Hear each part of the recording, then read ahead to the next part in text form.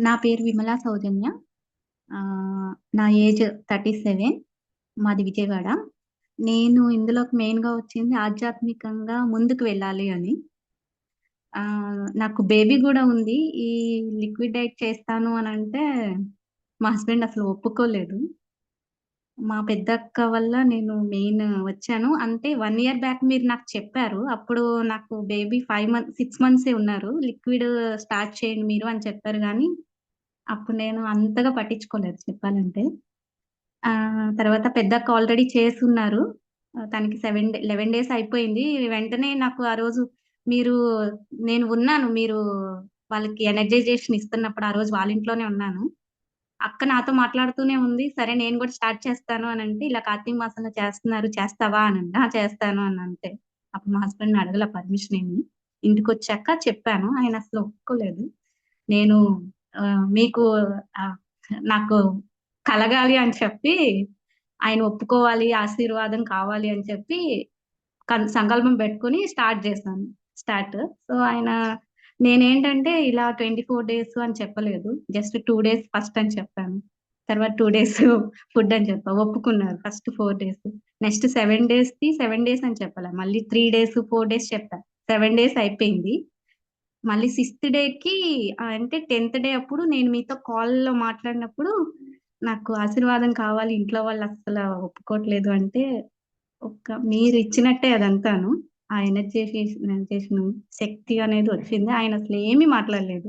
11 డేస్‌కి ఒక్క రోజు గూడా అడగలేదు. "నువ్వు ఈరోజు తింటావా? లేదు. తినవా? ఓకే." ఫ్రూట్స్ అన్నీ తీసుకొని రావడం, అన్నీ చేశారు. ఫస్ట్ 7 డేస్‌కి అయితే ఫ్రూట్స్ ఎక్కువేమీ లేవు. నార్మల్‌గా ఇంట్లో ఉంటాయి బాబు కోసమని.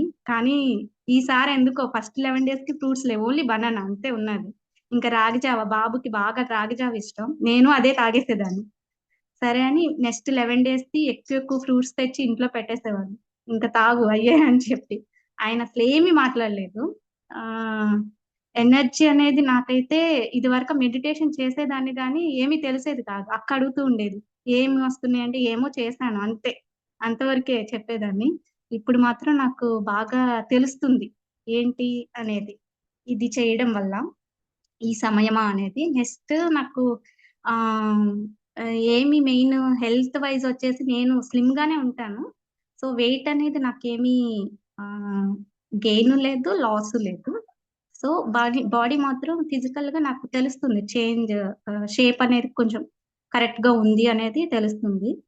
నేను యాక్చువల్‌గా ఏంటంటే ఎవరికీ చెప్పల. మా హస్బెండ్‌కి తప్ప నేను చేస్తున్నట్టు అక్క వాళ్ళకి తెలుసు అంతే. ఎవరికీ చెప్పలే. పెద్దక్కకే తెలుసు.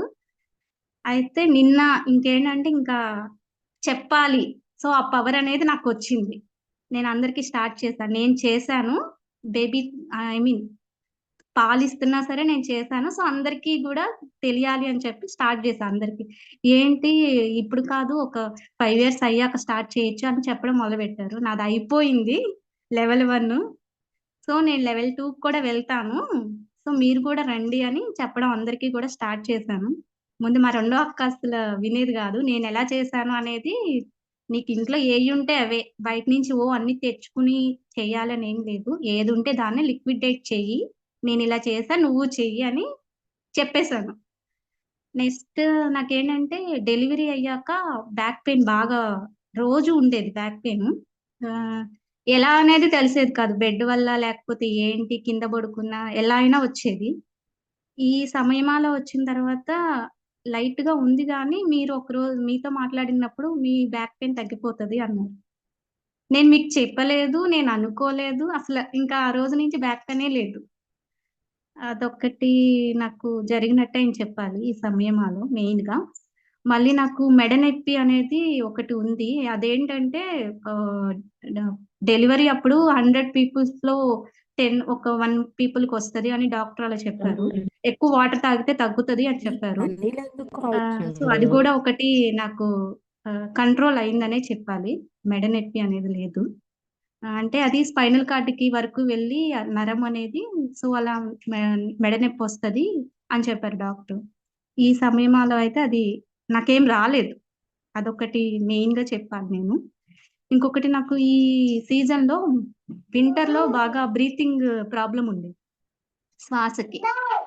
ఎక్కువగా ఎర్లీ మార్నింగ్ 2, 3 మనకి బాగా ఎక్కువగా టెంపరేచర్ అనేది రెడ్యూస్ అవుతది కాబట్టి బాగా ఉండేది ఆ టైంలో. బట్ ఇప్పుడు నాకు లేదు. ఇదివరక 2 ఇయర్స్ బ్యాక్ మెడిటేషన్ చేశాను. అప్పుడు కొంచెం కంట్రోల్ అనిపిచ్చింది. తర్వాత మళ్ళీ వచ్చేసింది. సో, ఇప్పుడు మాత్రం అసల నాకు ఆ ప్రాబ్లమే తెలీలేదు ఏమీను. బ్రీతింగ్ అనేది. ఆహ్, నార్మల్‌గా సమ్మర్‌లో ఎలా ఉంటానో ఇప్పుడు అలా ఉన్నాను నేను. అసలేమీ లేదు. మెయిన్ నాకు చెప్పాలంటే ఈ సమయంలోనే అది నాకు అయ్యింది అని చెప్పాలి ఫస్ట్.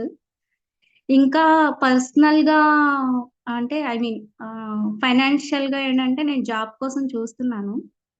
సో, అది బెటర్ కోసమని నిన్నే నాకు ఇంకొకళ్ళు గూడా చెప్పారు.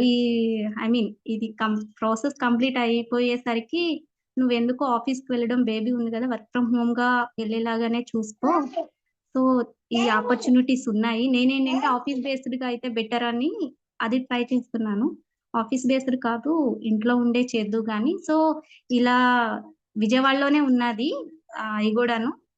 ఆ! అంటే నేను ఫార్మసీ చేశాను. క్లినికల్ ట్రయల్స్ వైపు క్లినికల్ డెవలప్‌మెంట్‌లో నేను జాబ్ చేశాను ఆల్రెడీ. బేబీ ఉందని రిజైన్ చేశాను. అదేంటంటే నాకు ట్రావెల్ ఉంది. అందుకని రిజైన్ చేశాను. ఇప్పుడు కూడా వచ్చిన పొజిషను మళ్ళీ ట్రావెలే. అప్పుడేంటంటే ఆల్రెడీ రిస్క్ ఎందుకు అనవసరంగా వాళ్ళ ట్రావెల్ ఇప్పుడు చేస్తానని చెప్పి మళ్ళీ ఆఫీస్‌లో జాయిన్ అయ్యాక నువ్వు ఆల్రెడీ అగ్రీ చేసావు కదా! ట్రావెల్ చేస్తాను అని. మళ్ళీ ఇప్పుడు ఇలా చెప్తావెందుకు అని అలాంటి సిట్యుయేషన్స్ ఒస్తాయి ఎందుకు అని నేను ట్రావెల్ అయితే నాట్ ఇంట్రెస్టెడ్ అని చెప్పేసాను డైరెక్ట్‌గా. సో, వాళ్ళు అందుకని సెలెక్ట్ చేయలేదు. బట్ ఏంటంటే వర్క్ ఫ్రమ్ హోమ్ ఉన్నాయి గూడా ఉన్నాయి అని నిన్న నాకు వేరే వాళ్ళు కూడా ఇలా 4 కంపెనీస్‌వి ఇచ్చారు. సో, అంటే ఒకటి లేదు అంటే ఇంకొకటి వెంటనే వచ్చేసింది. సో, అది సమయమాగమనే అని నేను అనుకుంటున్నాను. అది కూడా గురువు గారి ఆశీర్వాదమే మెయిన్‌గా. ఆహ్, ఇంకా మెయిన్‌గా చెప్పాలంటే మా వారు ఒప్పుకున్నారు. ఇప్పుడు నేను మా అత్తగారు వాళ్ళకి కూడా చెప్పగలను. ఆ పవర్ అనేది వచ్చేసింది నేను వాళ్ళేంటంటే ఒప్పుకోరు. ఇంకొకటి నాన్ వెజ్ నేను మానేసాను. బాబుకి ఇంతవరకు స్టార్ట్ చేయలేదు. అది గూడా నేను గురువు గారికి చెప్పుకున్నాను.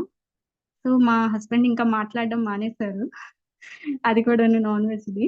సో, అదొక్కటి ఈ సమయంలోనే జరిగిందని చెప్పుకోవచ్చు. ఇంకా నేననుకునేదేంటంటే స్పిరిచ్యువల్‌గా ఇంకా ముందుకు వెళ్ళాలి అనేది అది గురువుగారి సహకారం అనేది కావాలి అని కోరుకుంటున్నాను. గ్రేటమ్మా! ఏదైనా ఆహ్, ఐ మీన్ ప్రెషర్ అయినా వెంటనే జై గురుదేవా అని అనుకోవడం స్టార్ట్ చేశాను. ఈ సమయం మాకొచ్చిన తర్వాతే. అప్పుడంతా నార్మల్‌గా అన్నట్టు అయిపోయేది.